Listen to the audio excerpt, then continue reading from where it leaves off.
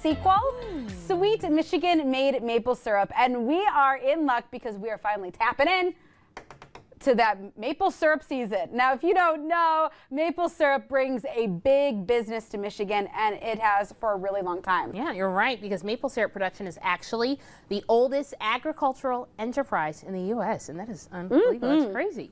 And Michigan ranks 7th in maple syrup production, and when Michigan taps in, they really do, and they go big. Which is why we're kicking off the maple syrup season the right way over at Fenner Nature Center, where Claudia is right now. She's going to tell us how they're prepping for it. Claudia, how's it going? Hey, you guys, I'm learning so much. I've only been here for about 20 minutes or so, and we've talked about so much.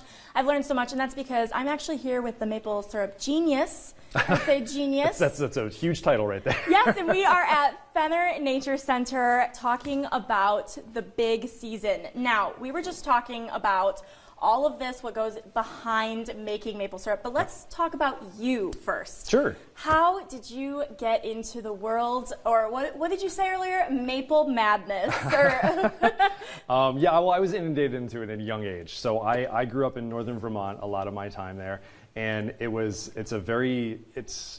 inundated. You're inundated into all that culture. So I mean, if you grow up around sugar bushes, you go up around these farms and stuff like that. Yeah. And then as I started getting older and I knew a little bit more about it, I had the opportunity to work for a conservation authority up in Canada.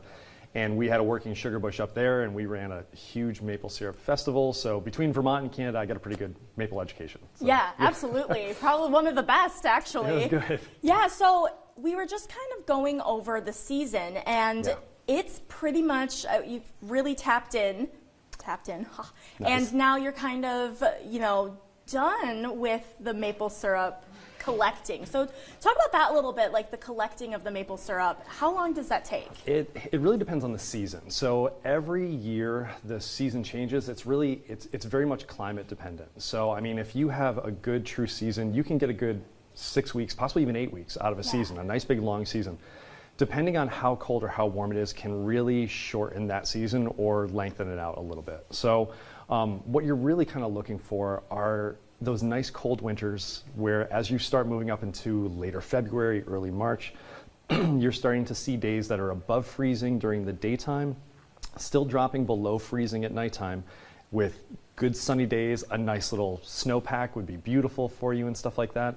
And those types of days will really have a good effect on the longevity of your season. So once you start hitting temperatures that are going to be in like the 50s, 60s or above, you're pretty much done. So the way that we always look at it is if you can start seeing the buds in the trees, or if you can start hearing the frogs in the woods, we call it the frog run. That is the last run. If you can hear the wood frogs and the spring peepers, you're pretty much done for the season. Oh my gosh, that's so exciting. And I mean, I bet they're kind of quiet right now considering the winter wonderland we're having. A little bit. But that doesn't mean that the maple syrup isn't flowing. So in just a bit, we're gonna actually take you where it all happens. We're gonna take you outside with us. So you're gonna wanna see it because it's really cool. We'll see you in a bit.